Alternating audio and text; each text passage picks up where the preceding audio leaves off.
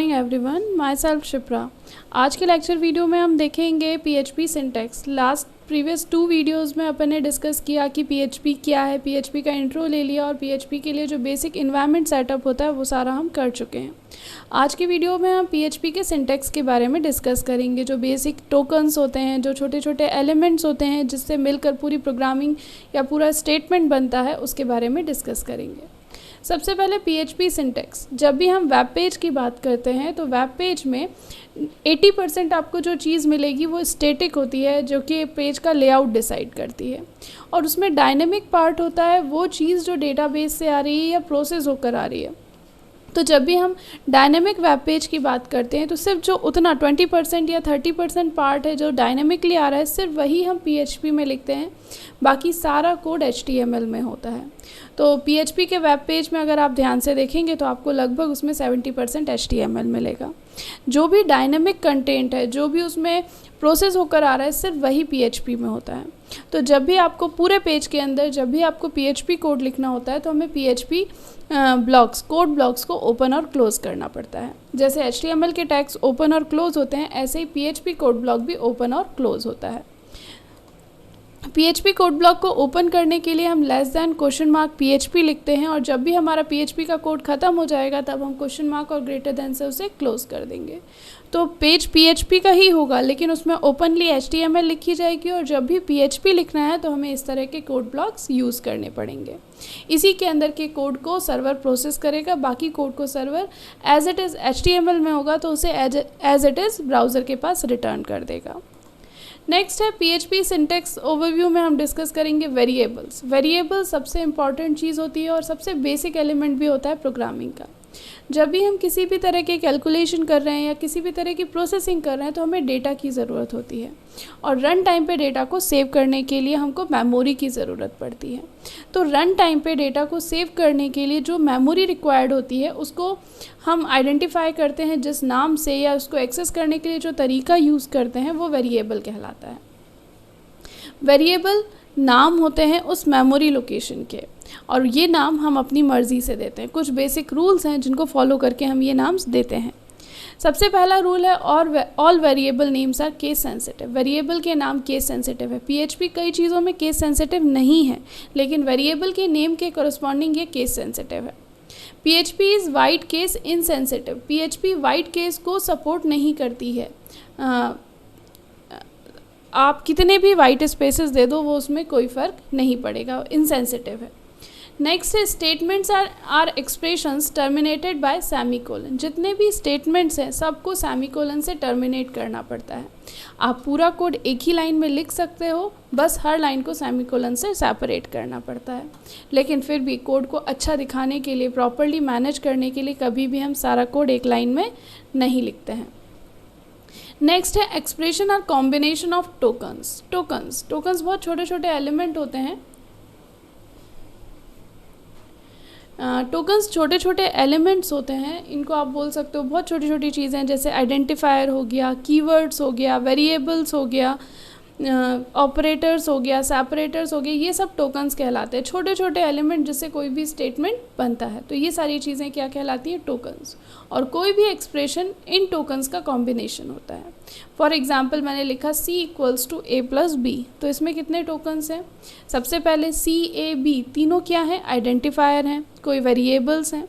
Plus और equal क्या है? ऑपरेटर हैं, जो क्या कर रहे हैं? प्लस ऑपरेटर एडिशन का काम कर रहा है, इक्वल ऑपरेटर असाइनमेंट का काम कर रहा है। सेमीकोलन क्या है? सेपरेटर है। तो C = A+B में हमने कितनी चीज़ें यूज़ कर ली? हमने कीवर्ड आइडेंटिफायर यूज़ कर लिया, हमने ऑपरेटर यूज़ कर लिया, हमने सेपरेटर यूज़ कर लिया। तो ये सारी चीज़ें क्या कहलाती हैं? छोटे छोटे एलिमेंट्स क्या कहलाते हैं? टोकन्स कहलाते हैं। नेक्स्ट पॉइंट है ब्रेसेस मेक्स ब्लॉक्स। जब भी आपको ब्लॉक बनाना होता है, किसी कोड को एक ग्रुप में कन्वर्ट करना होता है, जैसे हम फंक्शंस बनाते हैं या हम ब्लॉक ऑफ स्टेटमेंट्स की बात करते हैं, तो ब्लॉक बनाने के लिए यहाँ पर कर्ली ब्रेसेस का यूज़ किया जाता है। कमेंटिंग, अपने प्रोग्राम को एक्सप्लेन करने के लिए कमेंट्स यूज़ किए जाते हैं, या किसी लाइन को एग्जीक्यूशन से रोकने के लिए भी कमेंट्स का यूज़ किया जाता है। तो कमेंट्स 2 तरह के होते हैं, सिंगल लाइन कमेंट और multi line comment. Single line comment के लिए हम लाइन के आगे हैश या डबल स्लैश लगा देते हैं, तो वो उस लाइन को सर्वर कंपाइल नहीं करता, ना ही उसका आउटपुट क्लाइंट के पास रिप्रेजेंट होता है।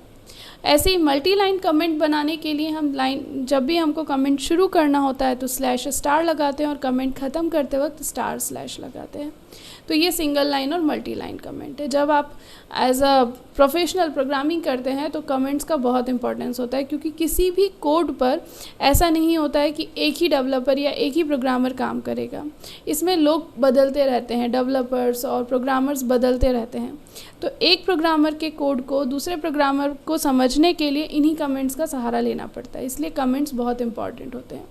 और जब हम कोई फ्रेमवर्क पढ़ेंगे या कोई हम CMS पढ़ेंगे तब कमेंट्स, वहाँ पर भी फ्रेमवर्क को इन्फॉर्मेशन देने के लिए भी कमेंट्स यूज़ किए जाते हैं। तो कमेंट्स इंपॉर्टेंट होते हैं। नेक्स्ट है वेरिएबल्स। वेरिएबल्स इंपॉर्टेंट टॉपिक है तो उसके बारे में डिस्कस करते हैं। All variables in PHP are denoted with a dollar leading dollar sign.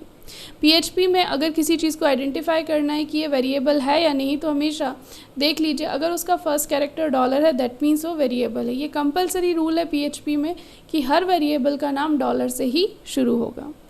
The value of variable is the value of its most recent assignment. Imagine करिए मैंने x में पहले 5 डाल दिया, फिर x में मैंने ABC डाल दिया, तो x की वैल्यू ABC जो सबसे लास्ट में आपने असाइन किया है वही वैल्यू x स्टोर करेगा, पुरानी वैल्यू रिप्लेस हो जाएगी नई वैल्यू के साथ। Variables are assigned with the equal operator. Variables में वैल्यू असाइन करने के लिए इक्वल ऑपरेटर का यूज़ किया जाता है। राइट साइड की वैल्यू लेफ्ट साइड के वेरिएबल में असाइन हो जाती है। Variable can but do not need to be declared before assignment. ये PHP का फीचर है कि वेरिएबल में वैल्यू को यूज़ करने से पहले variable can but not need to be declared before assignment. आपको ज़रूरी नहीं है कि आप पहले से सारे वेरिएबल डिक्लेयर करो। PHP में आपको जब ज़रूरत है आप तभी वेरिएबल को डिक्लेयर करके असाइन कर सकते हो। कंपलसरी नहीं है कि सबका डिक्लेरेशन पहले से करना पड़ेगा। जैसे कि C++, जावा में आपको वेरिएबल पहले से डिक्लेयर करने पड़ते हैं, उसके बाद आप उन्हें असाइन कर सकते हो। यहाँ पर आप डायरेक्टली ये काम कर सकते हो। Variable in PHP do not have intrinsic types. A variable does not know in advance whether it will be used to store a number or a string of a character. बाकी languages जैसे C++, जावा हैं, इनमें आपको variable का data type उसके declaration के time बताना पड़ता है। जैसे हम लिखते हैं इंट a या कैरेक्टर C, जो भी आपको डेटा टाइप है, जो वैल्यू आप स्टोर करना चाहते हो आपको पहले से बतानी पड़ती है। PHP में ऐसा नहीं है। आप वेरिएबल में आपने पहले $a = 5 लिख दिया तो वो इंटीजर हो गया, फिर $a = 6.9 लिख दिया तो वो फ्लॉट हो गया, फिर $a = XYZ लिख दिया तो वो स्ट्रिंग हो गया। तो वेरिएबल का डेटा टाइप बताने की ज़रूरत नहीं है, जैसी वैल्यू डालोगे वैसा उसका डेटा टाइप ऑटोमेटिकली कन्वर्ट हो जाएगा। Variable use before they are assigned have default value. अगर किसी वेरिएबल को हमने डायरेक्टली यूज़ कर लिया और उसमें कोई वैल्यू नहीं डाली तो वो डिफ़ॉल्ट वैल्यू कंटेन करेगा। नल पॉइंटर एक्सेप्शन या इस टाइप का कोई एक्सेप्शन थ्रो नहीं करेगा, वो एक डिफ़ॉल्ट वैल्यू। इंटीजर है तो 0, फ्लॉट है तो 0.0 और अगर स्ट्रिंग है तो नल वैल्यू। इस तरह से सब वेरिएबल्स में एक नल वैल्यू स्टोर होती है, एक डिफ़ॉल्ट वैल्यू स्टोर होती है। PHP does a great job of automatic converting type from one to another when necessary. इसमें डेटा टाइप ऑटोमेटिकली कन्वर्ट हो जाता है। फॉर एग्जांपल मेरे पास एक वेरिएबल है हेलो और दूसरा वेरिएबल है 5, तो अगर मैं दोनों को ऐड करती हूँ तो ऑटोमेटिकली 5 स्ट्रिंग में कन्वर्ट हो जाएगा। तो इस तरह से PHP automatic type conversion provide करता है। वेरिएबल के डेटा टाइप्स, वैल्यू के बेसिस पे डेटा टाइप्स को तो क्लासिफाई किया ही जा सकता है। तो PHP में 8 डेटा टाइप्स अवेलेबल होते हैं। पहला होता है इंटीजर, जो कंप्लीट नंबर, जो होल नंबर्स होते हैं वो किस में आते हैं? Integer, means they are numbers without any decimal point. Double, floating point number, यहाँ पर फ्लॉट और डबल अलग अलग नहीं है, सिर्फ एक ही चीज़ है डबल। जो भी फ्रैक्शनल पॉइंट वाले नंबर्स होते हैं, डेसिमल पॉइंट वाले नंबर्स होते हैं, वो सारे डबल कहलाते हैं।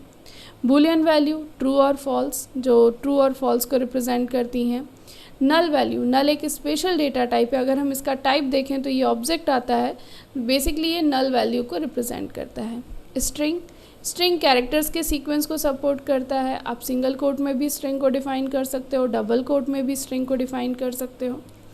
एरे, जब कलेक्शन ऑफ एलिमेंट्स को सिंगल नेम से रिप्रेजेंट करना होता है तो हम एरे यूज़ करते हैं। PHP में एरे 2 तरह की होती हैं, एक इंडेक्स एरे होती हैं और एक नेम्ड एरे होती है। इंडेक्स एरे और नेम्ड एरे को हम बोलते हैं एसोसिएटिव एरे, तो इसके बारे में हम आगे डिस्कस करेंगे। ऑब्जेक्ट, क्लास के रेफरेंस को हम ऑब्जेक्ट बोलते हैं। Are instance of programmer defined class, हम यूज़र डिफाइंड क्लासेस बना सकते हैं।